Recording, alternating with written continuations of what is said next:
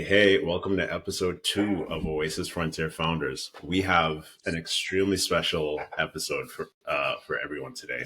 We have Satvik Sethi, the founder of Offline Protocol. Hey, Satvik. We also have a guest host, Maz, with us, just ready to jam out and have a lot of fun. So Yes. we'll get into it. So, Satvik, I'm really excited to have Satvik here. He is kind of the personification of how I feel about this industry being specifically the crypto slash blockchain industry. And I'll actually explain why. Safik, you actually tweeted something a few days ago I wanted to read out really quick. It's a little long, so I'll say it quickly, but you said that you shared this message on an important call. That crypto adoption is always discussed from the perspective of challenges faced by people in tier one cities around the world. And so inherently, the face of crypto has become institutions and infrastructure companies that enable large scale solutions with a new range of accessibility barriers like technological lift and simple economics. Where the industry significantly lacks depth today is in tapping into grassroots communities, rural neighborhoods, and tier 2 and 3 cities that are the cornerstone of any globalized economy, and yet are always underrepresented or fully ostracized from conversations that affect them, sometimes equally, sometimes disproportionately. Offline protocol is an egalitarian attempt at representing their interests because we understand the value of their contributions to society, both from a monetary standpoint and from a morality viewpoint. We believe this intentional inclusion can showcase the power of technology to become a driving force for positive impact and is a necessary step to take the industry beyond this privileged bubble of adoption. Bro. So that is literally where Oasis came from. Like the vibe of it completely. The 100, like both the Oasis the conference and Oasis, this podcast. So yeah, I don't know if you, let's just jam into it. I would love to hear about your background, especially your background in tech, and of course how you came to Offline Protocol to begin with. Sure, yeah, I'm gonna try to do like the short and spiel, but essentially for me, this idea of like leveraging tech for good has always been very prevalent throughout my early interactions with tech because the first ever time social media came to India, I was in middle school when like Facebook and Instagram had started to become more of a thing. And during that time, especially Instagram, I just was like accidentally I came across an image of someone talking about their mental health. And this is, back in the day when there were no content filters. You could really like post any kind of image, any kind of like captions without it flagging. So it was just like a really kind of dark and scary post about someone's mental health. And just very naturally, instinctively, I just reached out and said, hey, like, if you need a friend to talk to, I'm there for you. I was in India at the time. This happened to be I think like a 14 or 15-year-old girl from Sweden. And even though we had like communication barriers, cultural differences, I was just able to kind of talk her out of the way that she was feeling and was able to really like help her with her mental health. From then on to the time I got to college, I'd spoken to over 400 strangers on Instagram, just helping them with their mental health. I would spend hours every night just like finding them, reaching out, having full blown conversations, and just like being a friend for them. And that was my first real experience utilizing social media and tech for good. And by the time I got to college, this had like scaled significantly. But at the same time, being an international student, I was feeling pretty just homesick, feeling like a little depressed, feeling anxious. And I still wanted to continue the work I was doing, but I just couldn't do it myself anymore because I wanted to also take care for myself. And so I turned it into kind of this venture in its early days called Runaway. And over the course of college, I scaled Runaway to becoming one of the world's largest mental health communities for young people. We had about 50,000 plus members globally. Oh, We had wow. 150 volunteers that were all doing what I used to do on Instagram, but just like finding people, talking to them, reaching out, offering support, being a friend.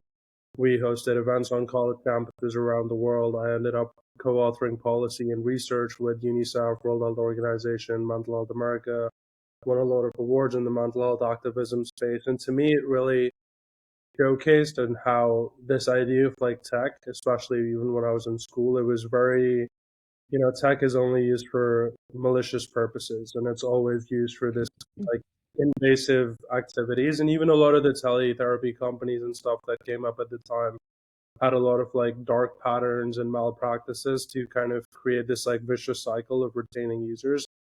But I wanted to just showcase to people that hey, we could also use it for this like cool things. So that was my like first kind of experience of building something in tech. And then by the time I graduated college, Runaway ended up getting acquired.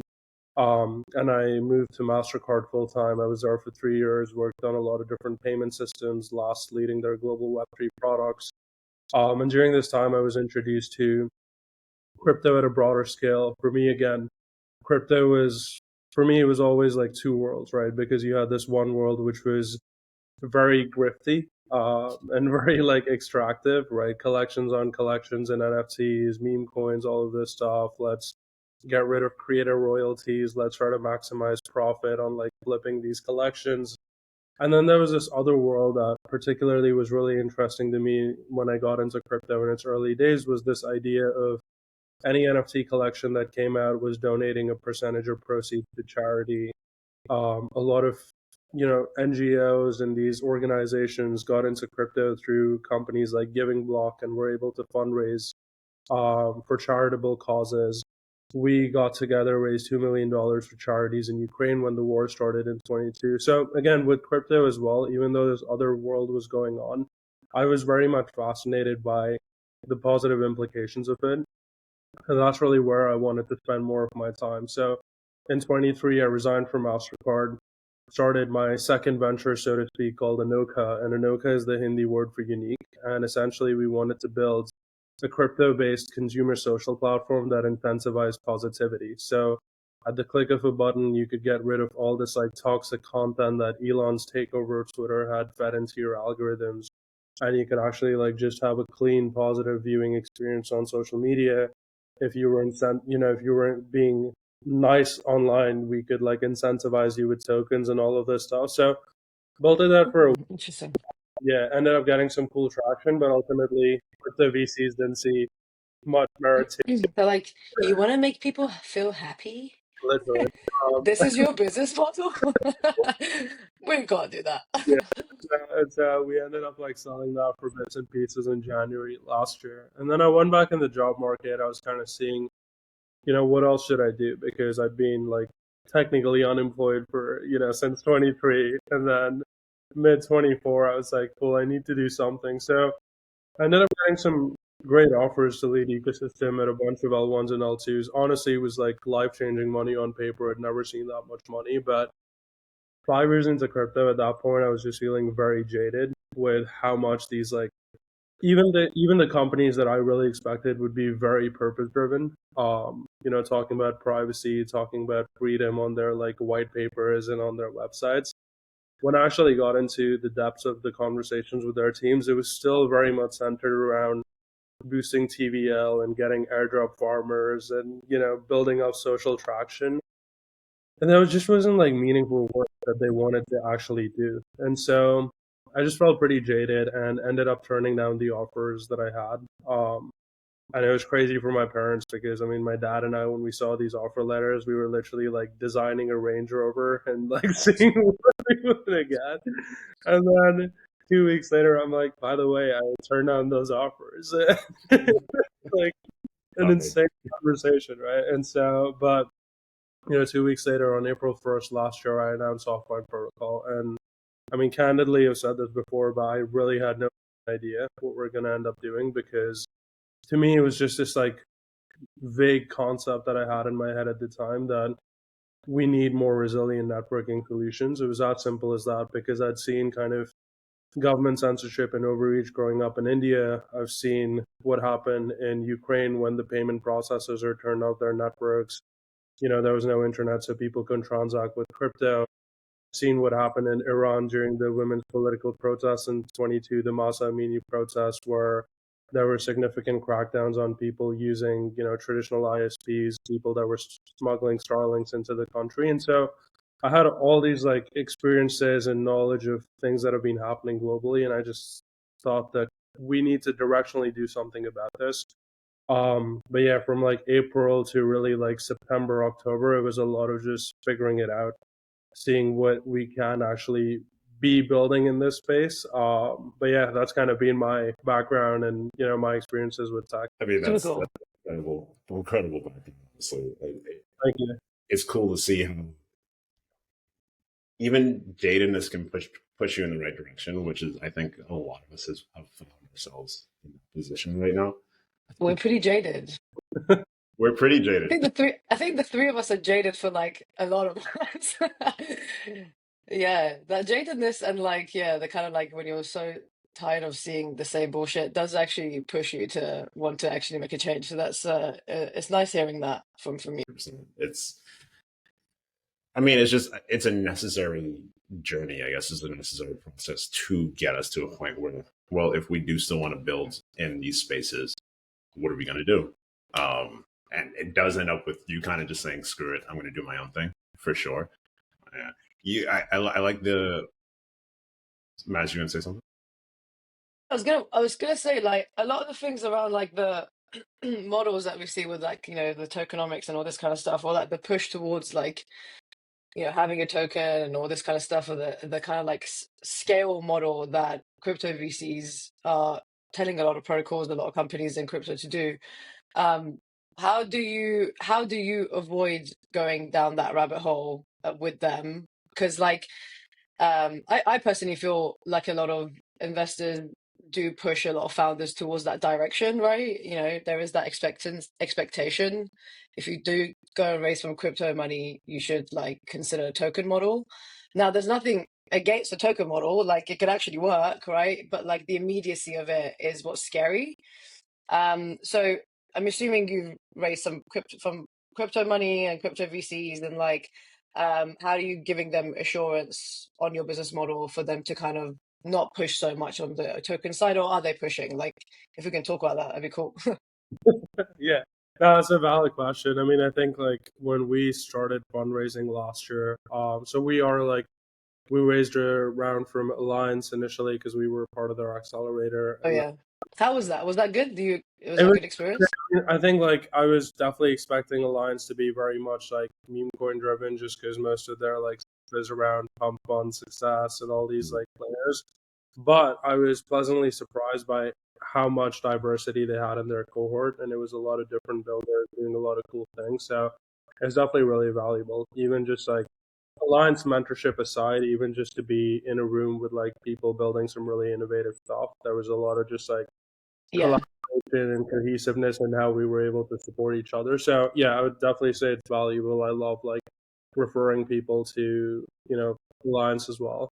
And then we raised our pre-seed in January last year, or no, sorry, January this year, and it was by Portal Ventures, Seed Club Ventures, and a few angels. But I think what was interesting was in this like process of fundraising, both for our pre-seed and even now, like over the last few months, we've been trying to raise again. We've spoken to like probably over 100 VCs at this point, and everyone has their like mandate, right? Because some are very much very openly saying add a token, otherwise this doesn't make sense to me. Some are saying we want you to be pre-token. Some are saying we want you to be post-token because the way that they play around with these things are different. Some want to only invest in like an existing liquid token so they can move things around. right. Some want to be pre-token so they get that like early access. Some don't care. At least they say they don't care. But then a few weeks later, as they progress with their DD, they'll say, "By the way, what are your plans for a token?" Yeah, Um, yeah, yeah, yeah. I think we've like definitely faced like all sorts of those conversations so far. Um, I think all I could do as a founder really is just like stay true to what I want. 100%. If I just said right off the bat that offline protocol is going to launch a token soon, we would have raised like so much money and so much earlier. A lot of the conversations that were basically almost there fell down because I just said like we're not thinking of a token right now, and I know 100% if I said we have like an imminent Yeah, would have closed immediately because we've had this social narrative, right? Offline protocols being like picking up a lot of social traction. and VCs like usually reach out to us to inquire about stuff. But I think that token piece still is a big deal. So I think the only thing you want to do as a founder is just like still stay true to your conviction. For me, I know that I don't want to start with a token because this is a real company and we're building like real use cases. And I think there's a lot of value proposition that we can drive users to without having to like dangle this carrot on a stick in front of them. And that's what I want to do. I don't want to muddle our metrics with, bots and airdrop farmers. I really want to showcase actual users across the world. Like we've had users at Coachella, we've had users in Tokyo during the floods, we've had users at our Syrian refugee camp, we've had users in Berlin during the Pride Parade. Like these insane amounts of like demographics using our product, and that's really what I want to continue to scale up with. Right now, like we're starting to finalize partnerships with NGOs across the world, with universities across the world, and if I told them we're a crypto token company, most of these conversations would have never happened. So Yeah. we just want Yeah, to continue to It's, grow that way. for sure. I find what I find really impressive about your go-to-market, if we don't mind talking about your go-to-market strategy. Someone's there actually, like taking notes. Wait, am I skipping something or should I pause? before we jump into that, because Yeah. Okay, fine. we definitely should hit that. But what is offline protocol? We should actually. Oh yeah, what is it? What do you do? Oh yeah. Yeah, so essentially we're building the de facto offline tech company for business and consumer use cases, and that's kind of the spiel. But the basic thing that I tell everyone is we make apps that work offline. We make apps that work on the internet, and these are apps for messaging, payments, information and news sharing, all these things that are very fundamental to how we just organize and communicate, basically. And so that's the goal is whether you're stuck at an event, at a natural disaster, traveling, whatever it might be, you should just be able to do these fundamental things. And not only do we want to make these apps ourselves, if you're a company that's building hardware, software, anything that can benefit from offline tech, we also want to support you in building those things out. So that's kind of the like TLDR for offline. Nice. Yeah, Did you create it in like a kind of like a lab format? Is it like a how would you, because there's a bunch of apps that you're building, I guess kind of like a lab format in some ways. Would you say like you have Anyway, a bunch of mini yeah, apps in some ways? we have our infra, which is like offline protocol, Bluetooth based mesh network.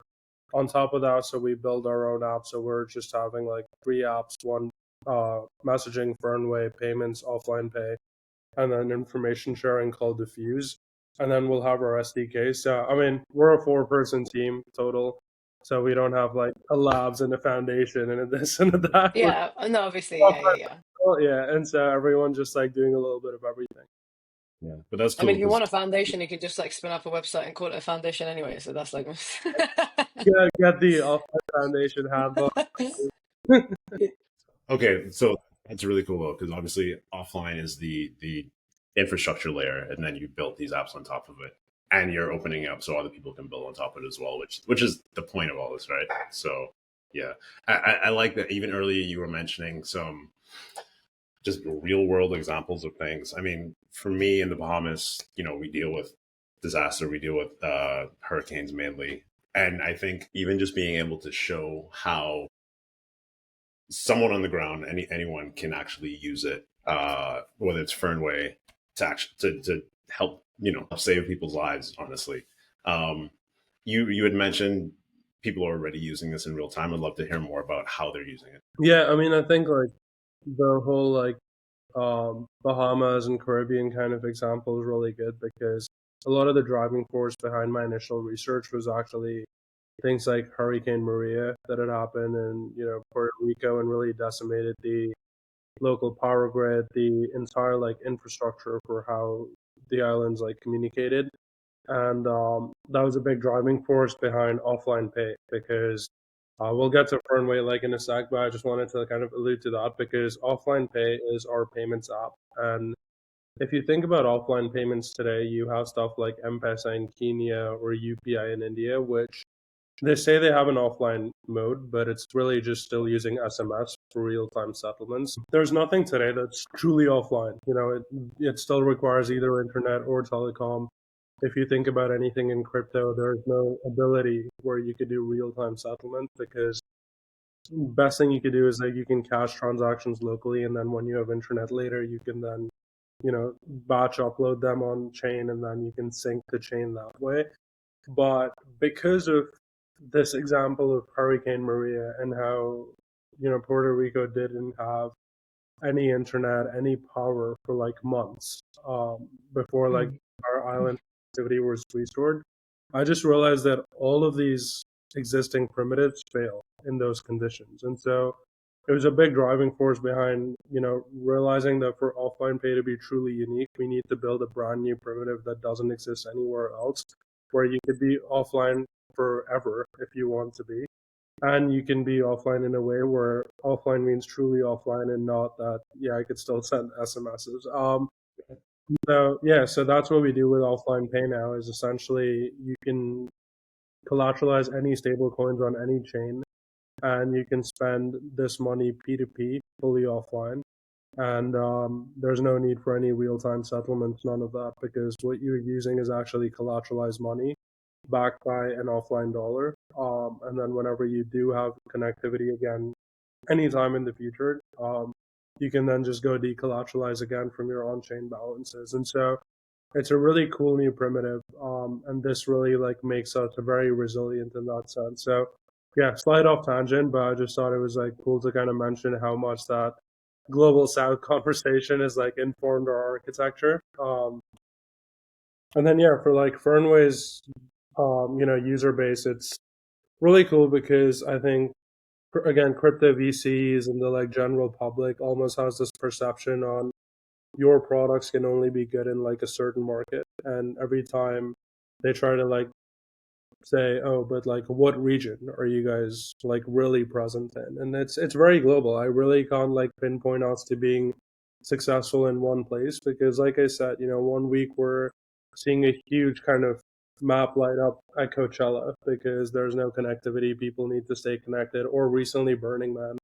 And then the other week we'll have a huge blip in Japan because Tokyo is flooded, and we were like, through word of mouth and through some posters we made in Japanese, people were sharing those online, and people were able to discover us, start getting connected. We had users in Berlin during Pride Parade. We had users at a Syrian refugee camp in Jordan because one of my friends that works at an NGO just like started to talk about this product there with volunteers. So we're just like starting to see more of this growth come up, where so many use cases that I hadn't even thought about are Yeah. shape. Like it's really cool because for me, when I started offline, it was very much driven by this idea of war, and the need to communicate during war, or maybe like even natural disasters. I hadn't thought about the live events industry at all. I hadn't thought about these like fringe use cases. I hadn't thought about universities and high schools needing to communicate in lecture halls. Like so many of these use cases have just, people saw this tech and they realized that, hey, we could do something with this, and everyone's making it their own, which I think is the beauty of how we continue to scale. Yeah, That interesting. Yeah. is beautiful. I love how, again, that's how tech should be. People see it and use it for what they need when they need it. And the fact that it's there for anyone all over the world. Anything that's global by default is always going to be extremely important for millions, potentially even billions of people at the end of the day. And yeah, like obviously more and more people are being able to connect online now than ever, but there's always still so many people, and especially in certain points of time where you can't, whether it's man-made reasons or natural disasters or whatever. Um, and it could be, the fact that it's both natural disaster examples and like governments just shutting people off, like we talked about Iran, for example. So that's actually really incredible what you built. Thank you. Yeah, I mean, I think it's cool because for me, it's just exciting to like see, that if people can use this tech for stuff that I hadn't even thought about building this tech, I mean, there's nothing better than that. Yeah, Yeah. it's funny. It's funny too because like so many people have tried to build something like this before, and obviously couldn't. And it seems like you've kind of cracked the code. Without diving too much into the technicals, how have you done I think like because we get this question again from like a VC perspective on how Bluetooth mesh tech isn't anything novel, right? It's existed for like probably over a decade now. You've had a lot of these use cases again pop up, like in Hong Kong during the 2019 protests. Our chat, for example, had 500,000 downloads in a day. Again, during like these What was hurricane. it? Was FireChat? What was that? A global one, like a local one? What was that? I mean, they were global, but they were on the app stores. But Hong Kong, especially, like they really popped off. Okay. And they were like really successful. You stuff like Bridgify that again, like in Ukraine in 22, like was really popping off, and they've been around for a while.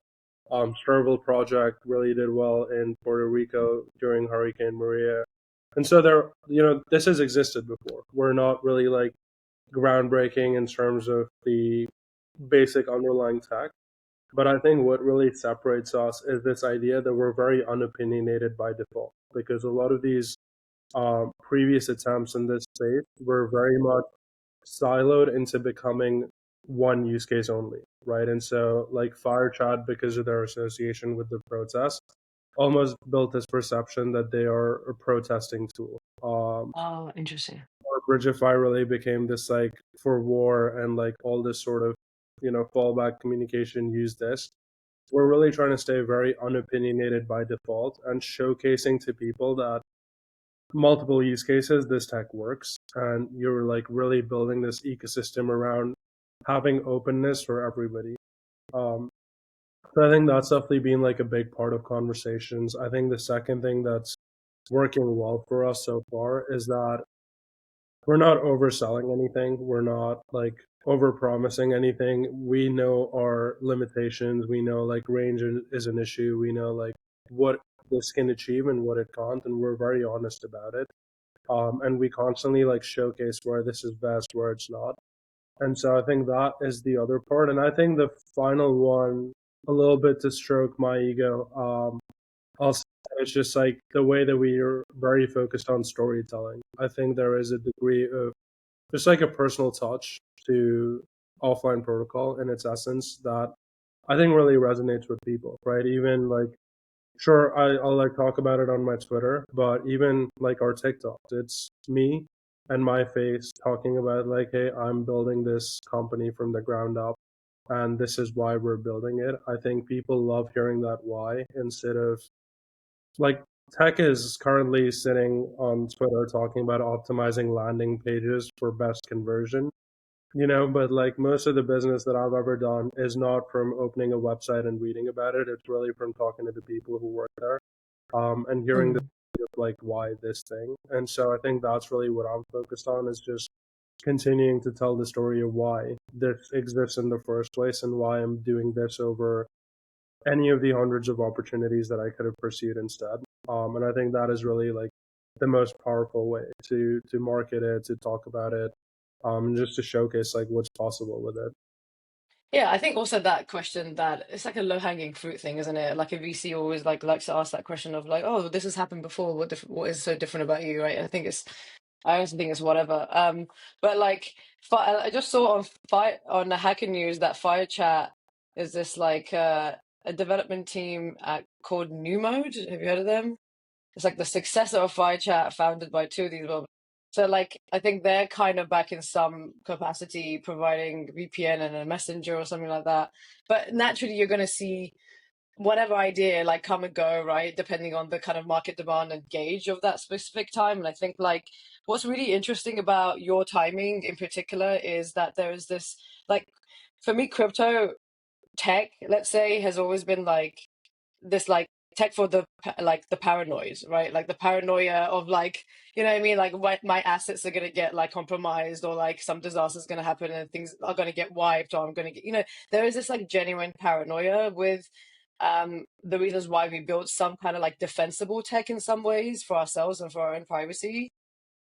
And then not and now the paranoia is not just within the niche anymore, right? It's not just amongst us and our mates that are thinking about these like potential disasters, but it's now happening on kind of like an end consumer mass where like everyone can see it. And now that the cycle of tech, especially like social tech, has been around for so long now, that now there's not just paranoia, but there's also a lack of trust for these platforms, right? So you're kind of there at the really like sweet spot, I feel. And even though I know like it was exciting to see Jack Dorsey come out with his own version, but saying that, like, Jack Dorsey also like personifies himself in some this kind of like bohemian tech kind of way. So like you might think he might be a little bit more trusting in some ways because of the way he presents himself. But it's interesting to see like tech leaders actually thinking about this area, right? And just civic stuff in general is just growing, and like resilient design or resilient tech is definitely on the rise. And I just wanted to say that you've got the right, it feels like a really good time for you to keep accelerating this. Did anything of a support come from that, mention with BitChat? Was there like any kind of like increase in sentiment towards your work? Did that help? Yeah, I mean, For context, so this may have been a month or so ago. Offline got a shout out basically from Jack Dorsey, because Jack Dorsey, co-founder of Twitter, founder of Square and Chat App, Cash App, is building BitChat, and for the audience, is building BitChat, which is also a kind of offline communication protocol. So, sorry, Safa. Yeah, no, I mean, I think like to Maz's point, it's funny that you like say that, right? Because like we're at the right time right now, because I feel like if you just hang around long enough, you will be early to Yeah. something, And so, like for me, when I started offline last year, everyone was like, "Why do we need this?" Right? Like I mean, even now they'll be like, "Everyone has Starlink, everyone has internet, everyone has power all the time. None of this matters," type of thing. And I was definitely hearing that last year. I still hear it today. But then every every month or every few weeks, something will happen in some part of the world that affects some group of people. And suddenly I'll get my mentions popping off because they'll be like, Satvik was right all along. Like, there's such a need for offline protocol, right? It happened like last year when there were blackouts in some place. It happened at the start of this year when like the blackouts in Lisbon and Spain happened. Mhm. It happened like during like Burning Man right now when they were sharing like videos of everything like in shambles. And so it's just really interesting on like the perception of, oh, we were early, because I'm being told like, oh, you were early like every few weeks by some demographic that's being directly affected by this.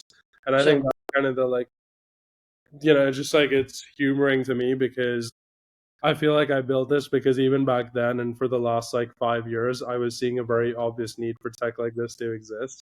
And then like now, as everyone gets affected, they're like, oh shit, like we don't have any way to transact with crypto offline. Like, oh shit, like offline protocol was so early to this, or somebody's like, I had no way of communicating. Like offline protocol was so early, Right.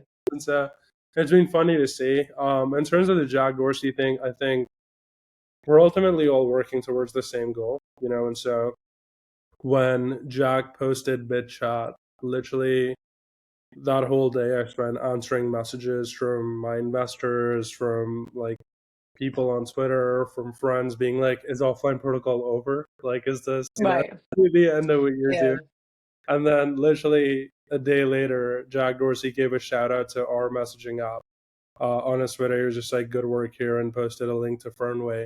And suddenly those same people were like, oh my God, this is huge for you. Like, Oh, you're back. we're so proud of you. Like, we love offline protocol. We've always been such big believers, Oh my God. So It's so funny. over. We're so back. It's so Yeah, and over. then That's right. like literally, I mean, it's all attributed to that meme, right? And then 2 days later, Jack Dorsey again posted like BitChat's now approved on the app stores, and suddenly everyone again was like, offline protocol's over. Like this is so. I think like as a founder, all I could just do is like put my head in the sand and keep working, because 100%.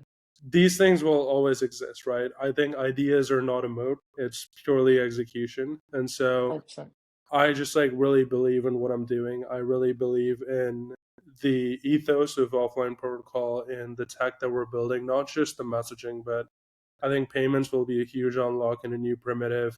Verifiable news and information sharing at a hyper local level, which is what diffuse is going to be. I think I like replied to your story about it as well. Like it's just, something that's like really interesting to me because news and like misinformation has been so gameable over the past like few years. And I think if we could like attribute every new content that comes out to this like hyper local, segment and like showcase the metadata that's attributed through offline IDs with it, all this stuff. Like, I really want to kind of transform fundamentally how information is relayed. And I think what we're doing with offline is really that, right? Because we're democratizing access to information in ways where even if your power is gone, your internet is cut off, you're somebody that's unbanked, you're somebody that has no traditional ID, you can still be someone and still have some sort of reputation in this like sovereign decentralized system. You can have some sort of identity, you can have some sort of access to money, access to communication. I think that's really what we want to do. So we're not really bothered by like getting jaded by a new messaging app coming out or like, Sui doing Yeah. SMS based offline payments. Like we're very much like focused on this long term vision of how do we build offline tech that could really like transcend barriers of accessibility for people. Yeah, that's awesome. I really like the news angle. I mean, we talked about it a little bit. I got Yeah, really excited. I was like, oh, I need to use your SDK and all this shit. Yeah, I mean, because I mean, you're bang on, right? I think it's just like what I think is really interesting though is like from an execution standpoint is like you just never really know exactly how deep the issue is until you're actually there, right? So Exactly. it's kind of like I think it's definitely a big feat what you're going after, and I think once I guess you have a bit more of a gauge in terms of like which are the dominant locations, how then you would be able to kind of like utilize a lot more like local, not just talent but just kind of like contribution in some ways, because like there are such nuances, right? Like I tried very hard to in this in the past month or two, whatever it was, to get family in Iran to use Fernway when Israel bombed Iran for like 2 weeks, and then that was it, right? It was already happening. It was like connection was out fully. That was a very scary moment. It was actually like scarier than the Women Life Freedom time, because like I mean, we're getting bombed. Like it's even scarier, right? Like so that was like a really freaky time. But like I think the only way they actually managed to get through to us was just a one-way like call, right? So it was like I think my sister had like a SIM card that she had previously purchased, and that SIM card allowed her some like I guess international calls or whatever. Obviously these SIM cards exist, right? This is not like they are like living in some whatever, but like they have these SIM cards already. But it was interesting that nothing, we couldn't use anything else. There was like so many others that I looked at as well. But I guess like your kind of blocker was the email part, right? yeah, And yeah. also the payment bit, right? Because like countries that are sanctioned, forget about it. There's no way they'll be able to like use their HSBC card, even though they're British citizens living in Iran, right? To be able to like actually use their cards. So there is that kind of barrier. But I know you know this. Yeah. I Um, mean, I yeah, like quickly on that front because yeah, that was a very like succinct feedback and something that we received a lot. And so, like, two things that we did: we got rid of the paywall. Offline IDs are now free to claim, and Mhm.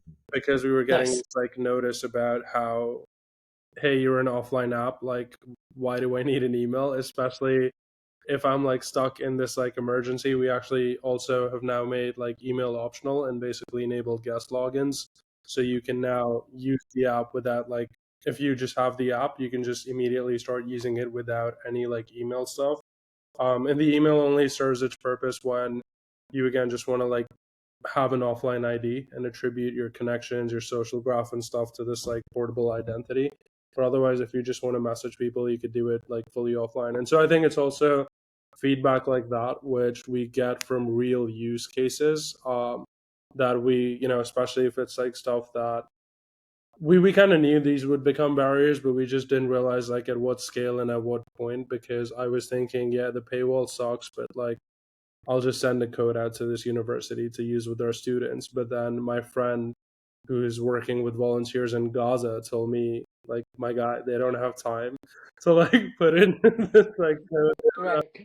time to like mess about with your emails. And it's like that feedback loop, which I hadn't thought about myself, is very pertinent to us. And I think, again, just going back to this idea of like global distribution, this is the kind of stuff that really informs in making your product better. Because like that tweet that, you know, Stefan read out initially, I was thinking of it from a very like first world like principle of, yeah, I mean, it's not a big deal to have like a paywall for a value proposition, you know, not a big deal to have email access. But suddenly now my app is in a place I didn't expect it to be so soon, and I'm getting a completely different set of feedback that's actually really Mm. to the integrity of what we actually want to showcase. And so, yeah, I think like that's kind of the beauty of it, and I'm really trying as hard as possible to lean into it. Like every feedback that we get immediately like makes it into the backlog, so we could really like study it, analyze it, and if it makes sense, just like immediately start implementing it. Yeah, Awesome. it's I think one last point on that thing, sorry, is that the news one, when you eventually get there, I think the thing that would be useful to think about for like people's safety is just a level of anonymity that you can provide to them, right? Because like the like, you know, it sounds really crazy to like, I don't know, some friends, I guess, if you were to say, you know, oh, if I say this certain thing, I could like go to jail or whatever, right? Or like, you know, I'll go to that country and then I'm at the border and they don't fucking take me. Like, you know, that is like, you should be paranoid in that level to with some jurisdictions and some things. And I think like, and like, actually, to be honest with you, that's not too far away in Western countries now, right? I mean, like, you know, there isn't kind of like much that we can say without certain things, you know, either being cancelled or like being used against you if you're supporting certain groups. So I think that level of anonymity of like sharing information from the ground, because obviously a lot of information is just on the ground is getting out through Instagram, and you know, none of this stuff is verified. I think the only thing that I've seen, like maybe a relatively like larger organization or news outlet trying to do something about it, which is really funny, is the BBC, because the BBC is like the most like on the fence, you know, news channel, as they love to say it, but they're not really obviously on the fence, right? And they have this like new like BBC verified thing. So like, you know, they go around and they double check like how many news sources and how many others have actually covered this information, how verifiable it is, etc. But because you're touching such end user like use cases, like it's so interesting to have that level of like information coming from them, which is why it's so important. And also that level of anonymity would be good for safety. Yeah, I mean, just for like that aspect, we actually just recently announced a partnership with Eigenlayer where we're building out something called proof of location AVS. And essentially, even though we're getting like hyperlocal data and hyperlocal locations for our users like content, we're using ZK proofs to completely like make it anonymous on their end. So like spoofing Mhm. the location, not really sharing like exact coordinates, and just like ZK proofing that information completely, so our end users are safe, but at the same time we can verify that this has come from the location that it's, you know, being claimed to come from. So we're definitely like making that a big priority just across the ecosystem and how we just showcase this like information. And even if there's like people participating in the mesh, just ensuring their safety, ensuring that like they can contribute freely without having to like worry about, hey, someone can potentially approximate our location. yeah. So yeah, definitely being like a big focus for us. And I think as we continue to scale, that'll just get more and more efficient as well. This is rapidly becoming my favorite project in tech.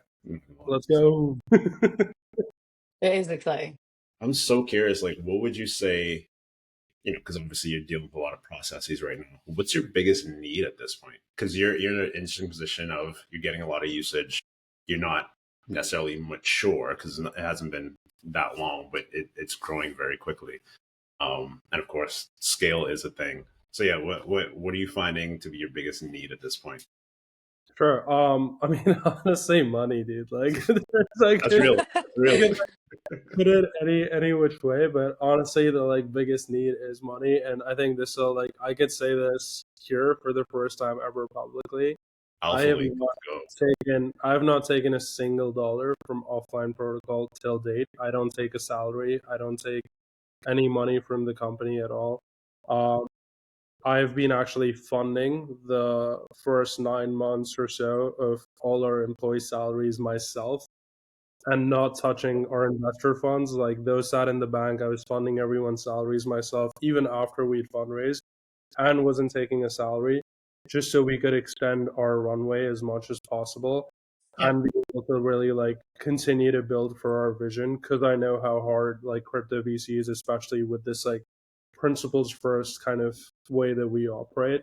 And like, yeah, I'm basically like now fully tapped out in terms of like personal resources, and like even with our like fund, like our funding and stuff, I'm very frugal and very lean, but at the same time, we have a lot of demand now, and we need to be like exponentially scaling to cater to it, but we're just like very constrained by protecting our resources, so to speak. I think also like a matter of how I've been raised, how I've seen like financial hardships, how I've always like built stuff is I'm not the type of like person who can just like start burning capital.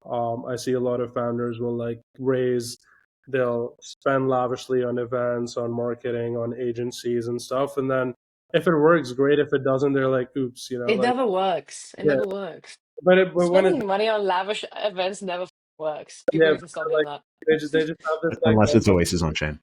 yeah. Sorry, it's not you know what I mean? Yeah, I'm not. Yeah, anyway. That's not a lavish event. It's a very That's not a simple. lavish event. But it's like they just have this like mentality of if it doesn't work, like oops, right? It was investor money. Right. Meanwhile, for me, like I've just not been like raised that way. I think like I am Yeah. very much like even if it's someone else's money, it's still money, and I am very like careful with how I'm spending it. I'm always thinking about like if something was to happen, I want to firstly protect my team, and then I want to protect my investors, and I want to make sure that like everyone who supports us is made whole in every sense. And so there's this like quote I recently read, which was like a caged bird that's like grown up its entire life caged. Even if you open the door, it doesn't know how to fly, And so Mm. it's like sometimes I think that way because I've always been very constrained financially, personally. Even when we got this like funding and stuff, right? I don't know how to spend the money because I've always been like constrained in how we've done things. And so that still continues to be the case because I want to like make every dollar go the furthest it can. I really want to like make sure that we're not just like hiring people for the sake of having a bigger team. We're not just like hiring an agency to start posting GM for us on Twitter every day. Like everything that I do is very like intentional.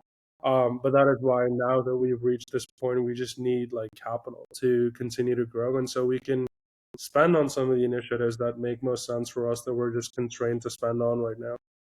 So That's pretty incredible. Like, again, it goes back to ethos at the end of the day. And I think that's something that is very rare in tech in general. Yeah, that's actually pretty sick. So, yeah, I mean, I'm still stuck on you funding all of that out of pocket just to make it work. It's like that. I know what that feels like, and that's why it's like, yeah, incredible that you're doing that. So what is I'll say it's stupid, but I'm glad you found it incredible. I have a very healthy or maybe unhealthy relationship with frugality, so I get it. Man. So where do you see if let's look, 5 years, maybe even 10 years down the line, what do you see for offline? I think like we just continue to bring cool tech to people, man. I think there was this like Steve Jobs quote that if I'm still doing the same thing in 10 years from now, I failed because yeah. it's like VCs, and again people will say like, hey, in 5 years everyone's gonna have like cool internet access, everyone's gonna have like all this stuff. So what you're building is gonna become redundant, right? And my answer always is if I'm still building this exact thing in 10 years, like I have failed to accomplish anything. And so I think like we'll just continue to ebb and flow and evolve over time. Right now, given the like world and everything that's happening in it, this is what we see as its most imminent needs for resilience. I think in the future, maybe that evolves, right? Maybe we become a company that's building more privacy software. Maybe we start, shipping out a VPN solution. Maybe we realize Yeah. like global communication cards, and maybe we start issuing like eSIM cards, like Maz was saying, is like something prevalent. So That'd be sick. yeah, I mean, there's so many things where like we could eventually, work towards. But I think ultimately we just have this like leading mission, so to speak, where we just want to again democratize access to just basic communication and information. And I think whatever it is that can continue to bring us to that mission is what we'll start to focus on. So maybe this like offline payments and messaging app will live its lifetime in like the next few years, but there will be other needs for sure, because natural disasters are not going away anytime soon. Geopolitical conflict and this like power struggle across the globe is not going away anytime soon. And all these things will just exacerbate the need over time and compound this need for more and more of this, like these kind of solutions really that just like make sure that you have constant uptime and access. Yeah, and like I guess like are you in terms of like the balance that you want to strike between, because like, yeah, I mean I went to FWB first and I knew the internet was like there's no signal out there, literally, like there's like you're like right in the middle of the woods, right? And it was just me and Chroma slash Amir, just like saying, like, yo, where you at? Yo, should we meet in the car? Yeah, like, okay, cool, I got you. So that was great, and that was really useful. And I think like I'm not taking a. I don't really want to take it back to the kind of like VC conversation again, or like it's not really VC. It's more like growth. How much to kind of like, do you want to fall into the bucket of like that world where it's like whatever the festivals and all this kind of stuff, which actually kind of need that as well, because like and like how big is that market? I mean, it might be a really massive market and it might be a really commercial market, right? And then like natural disasters is like not a really sexy market, right? It's like, it's like, oh, it's like the doom and gloom of like reality. So like, and obviously your interest and value has struck from that point, but like the market could take you elsewhere, right? It's like that weird thing that happens. Um, is that a fear of yours? Are you just open to it? You're like, cool, whatever, I'm down for like the market take it wherever it needs to be taken. Like how strict do you want it to be Yeah. on that? You know what I mean? Is what I'm Yeah, wondering. I mean, I think like the cool thing is, again, our tech is multifaceted in its purpose and its use cases, so people can really like use it in all these places simultaneously. We don't become constrained if like more demand comes from one place or the other. I think the only change which I want to basically start to implement as we move into the next year is do more concentrated efforts in each of these segments. And so like Yes. how somebody, either myself or like somebody new on the team, that can just go pitch to all the events across the world, right? I made this like big spreadsheet this year as well. I was just constrained by personal time and resources because I am the BD person right now, Hmm. to just like hit up every event organizer. But there's like hundreds of major scale events every year, like tens of millions of people attending them. This tech is great for them. I just like will bring on someone that can go pitch every event to make us the like default communication loop for everyone. Yeah. Similarly, I want to go pitch again like something that I've started to do kind of, myself in a small capacity, but like go to every community across the world, go to like local governments that are affected by natural disasters annually and say, hey, make sure all your citizens have this app downloaded Yeah, so they can sick. stay connected. Go to every like university in like a disaster zone or like universities affected by outages to say, make us the default campus communication mechanism. So all this is in our pipeline, and I want to do all of it simultaneously because we've built the tech now. Now the next part of this is the distribution. And so we just need to like go after every market and every avenue to do that. I also had one investor say like you should become the Palantir for offline tech and like pitch Nice. governments. And I was like, I don't know if that's the best analogy for No, that's the best analogy. but I mean, I like the idea of like pitching to governments where it's beneficial to like have this kind of, Yeah, but I don't know if necessarily right. we want to take that angle. Right. Well, Okay, this is two the quick, thing, two right? quick, two Yeah, quick follow-up questions. One, yeah. when you come in here, Hopefully, and then two, are you getting sleep? Because that sounds like a lot. uh, Yes and no. I mean, like, especially when I was in India, like last 2 months, my sleep was so messed up because I was operating both Asia time zones and New York. Oh, that's Yeah, brutal. yeah. And so I was like 3 hours, 2 hours, quick 30-minute day nap. Like that's how I was the last 2 months. Now that I'm back in New York, my sleep schedule is usually a bit better. And because I'm like really appreciative of my team that's in India, to like cover things and keep things running while I'm asleep here. And so Mm. it makes things slightly better. But yeah, I think like the work life balance as a founder is non-existent, and I wouldn't be a founder if I like preferred something else. I think there is. I've always said that it should just be something that you're so passionate about that it makes it really easy to get out of bed in the morning. And like, even though I'm super tired right now, I'm super jet lagged. Like, I wanted to hop on this call because this is exciting, right? I get to talk about like something that I'm really passionate about. I get to talk with both of you who are just like amazing people that I've known now for a while, even though we've never met IRL. Like we just know each other somehow, and like like stayed in touch. We're very much like feel aligned on our beliefs and our kind of mission in general.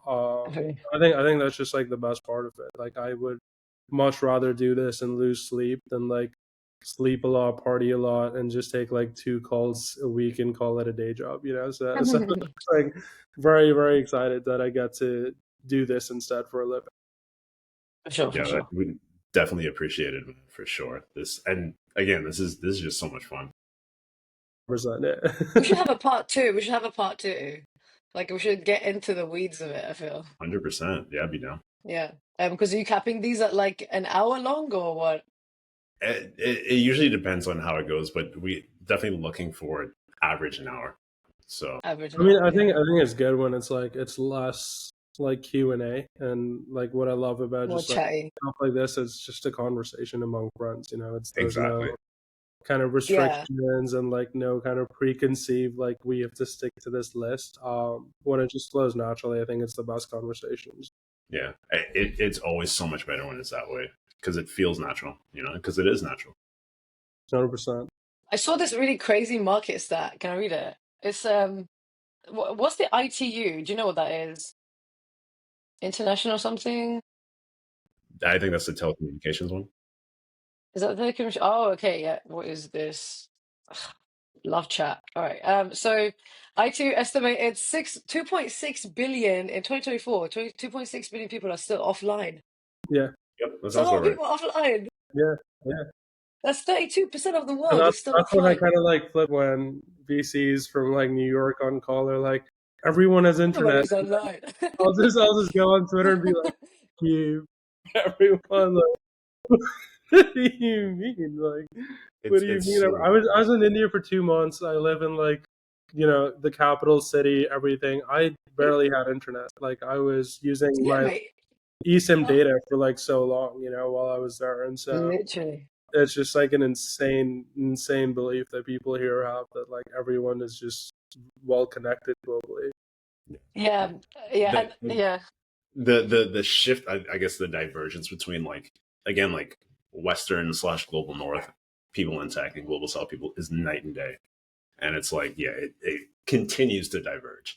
But So it's interesting because like I don't even necessarily want to attribute this to just being like the West doesn't really understand the challenges, because a lot of my like friends and family in the West, like, they mm, still get it, right? Even like when I post stuff like this on Twitter, a lot of people that have like grown up in the States, or people that have like lived in New York their whole life, will be like, oh, that's so stupid that they said that, because that's clearly not the case. And so I think it's less like a production of like where you are based, and more just like capital allocators not really yeah, understanding challenges and what I would deem or considered like backwards problems. I it's think a lot of capital allocators are trying to like focus on this notion of acceleration, and they think that yes, they're futurists. And I think stuff like this that might not be really like futurist tech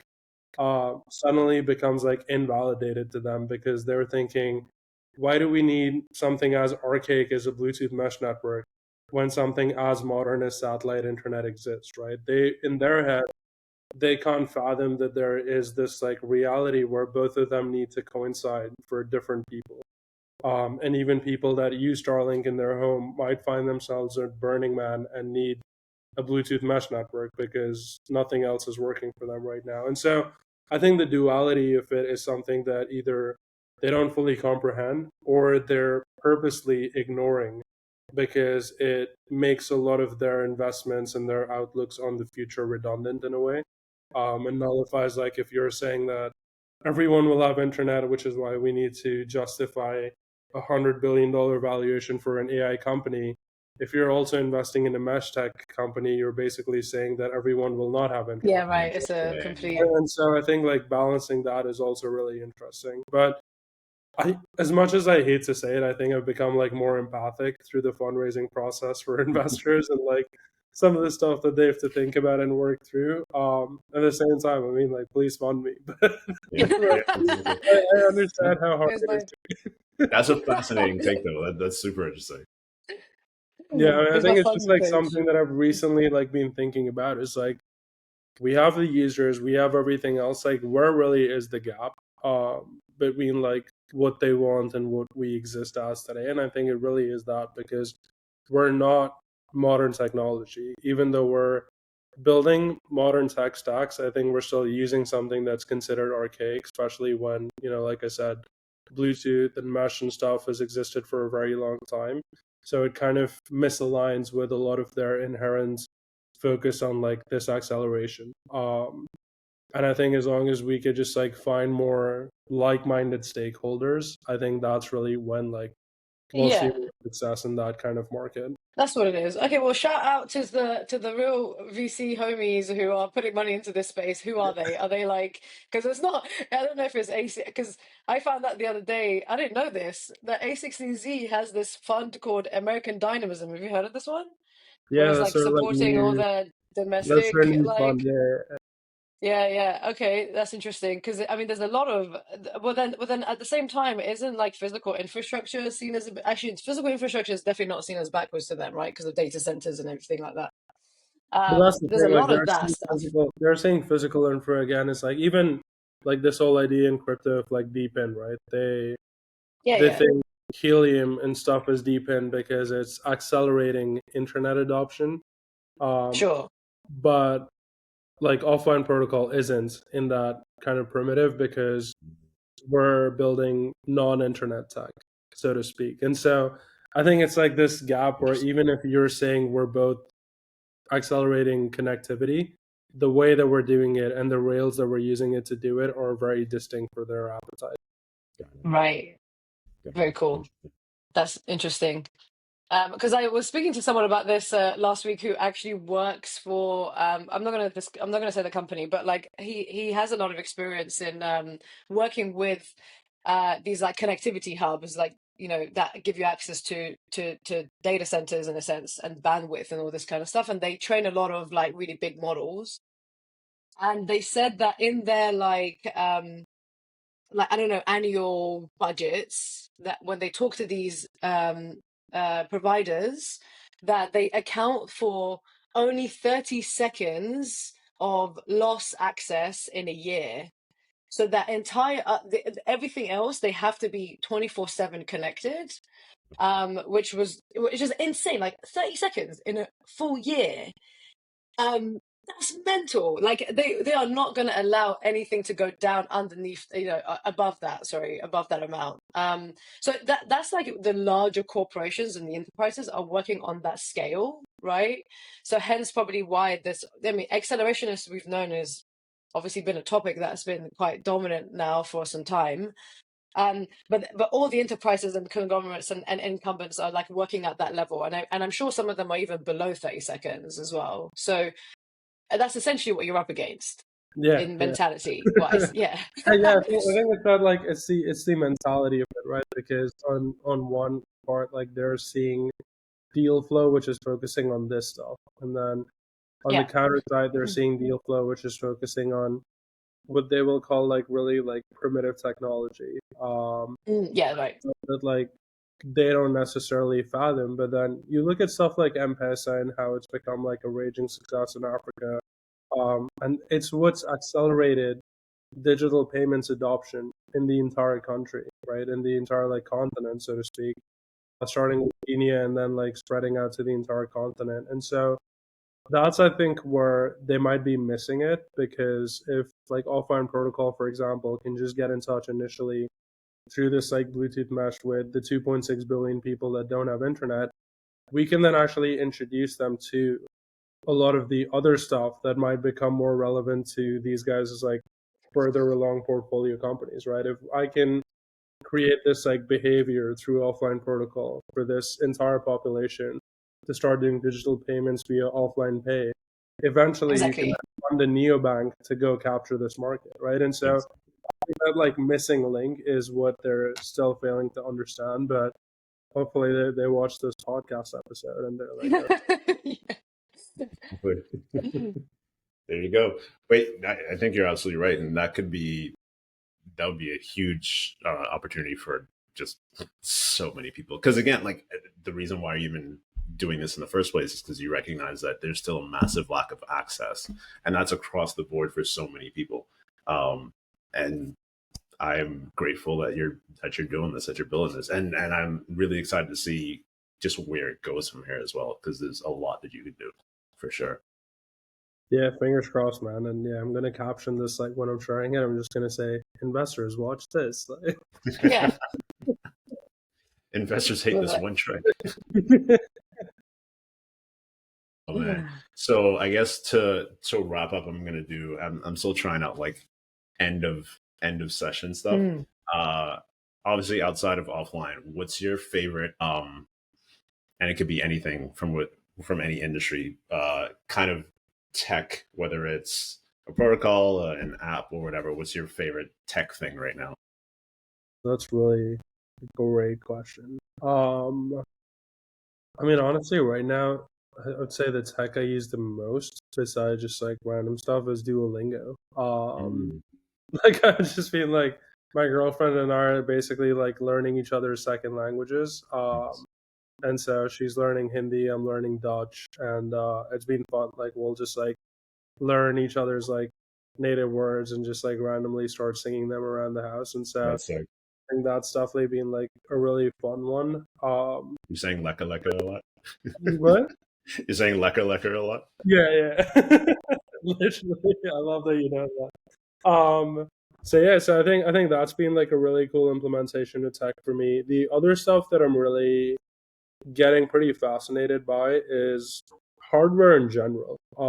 I've always like, yeah, I used to be fully non-technical back in the day. Then like as I started to build out Runaway, and then over time, like I picked up tech just working with engineers. So just like being around them, I picked up the basics. I've now like I'll code every now and then. I built like some of the basic websites and stuff for offline, and some basic tech, but I've never really, I can't even fathom like everything that goes into building hardware. And so I've just been like playing around a little bit now with building like range extenders and things is like a fun experiment for offline. But I'm just very fascinated by the hardware space, all these like handheld devices and Tamagotchi 2025 editions that I keep seeing like people on Twitter post. I just think it's really cool, and so hopefully, like once I have enough time, if I ever do, like I really want to explore like some of this hardware stuff as well. Yeah, that's Do awesome. you guys remember Phone Protocol? Did you ever come No, across them? Wait, what happened to Foam. them? Are they? Yeah, remember Phone? That sounds Um, vaguely. yeah, they were like a what's happened to this Twitter? They were like a helium. They were doing a bunch of like proof of location hardware for like a really long time. I don't know whether it's I don't know whether they sold it or something, but there's a ton of basically somewhere in a warehouse, there's a ton of proof of location hardware that you can get access to, is what I'm trying to say. There we go. And I can hook you up with this guy. But that would be a pretty interesting one to look at, actually. Yeah, proof of location sensors, I believe. Oh, they were actually so yeah, they were working with telecommunication, one of the bigger ones in the US, I guess, AT&T or something like that. To, I guess, proof of location is kind of a weird one, though, isn't it? For like Western markets, like, what do you need proof of location for? We tried a bunch of different. I talked to them a lot about different use cases, a lot of which was like, social stuff of like, I get to this place, my NFC thing taps me in, and then like there's a proof of location that I've been here. Like, okay, like a PO app, like a very sexier PO app. Or maybe not sexier PO app, but like, yeah, so that's what they were doing, and they have a bunch of sensors, and a really actually cool studio in New York. Oh, that's cool. So if they're still around, I'll let you know if they're still going. Yeah, I would love to check it out. Very cool. Yeah, that sounds vaguely familiar, but Yeah, it's gonna be interesting. Guys, this has been so much fun, Seth. Thank you so much. This has been great. Maz, thank you for jumping in. Yeah, Maz, you gotta do these hearts. This is like the wait, is that the Gen? I thought this was the Gen Z one. Really? I thought like I was just that's the only one I've seen. I haven't seen that one. Yeah. This is the Korean one now. Oh, this is the Korean one. The Koreans are in the chat now. Wait, are we doing the little?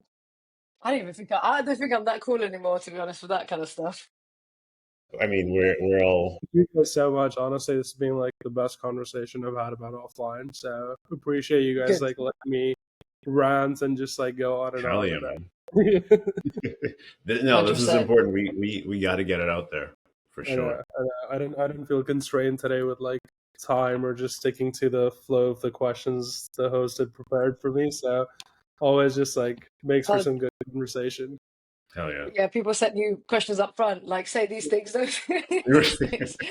Show my channel at the end of it. Where can we find you? At Offline Protocol, all socials. Perfect. Nice. Maz, you as well. Where do we find you? Twitter is good. Yeah, you can find me on Mazco on Twitter. Yes. Let's go. Perfect.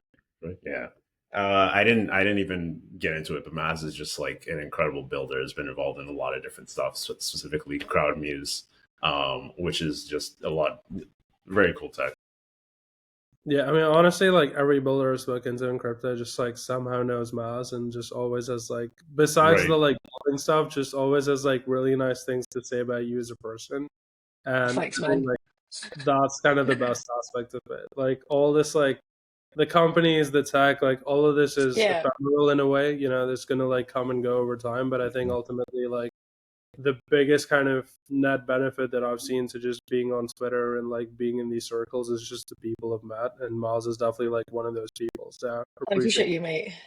Yeah, no, I think it goes the same way for both of you, right? Like there is that, there is no other space or industry that I've been in that like kind of like creates this level of like connectivity with people. So it makes it really hard to leave. That's exactly what I'm proud, bro. You know what I mean? I'm just like, oh, should I just get the fuck out of crypto now? Because like, yeah, but so the people for sure. Like, yeah, it's important. Yeah, that's what's up. So yeah, cool. All right, thanks everyone. Thank you. Thank you.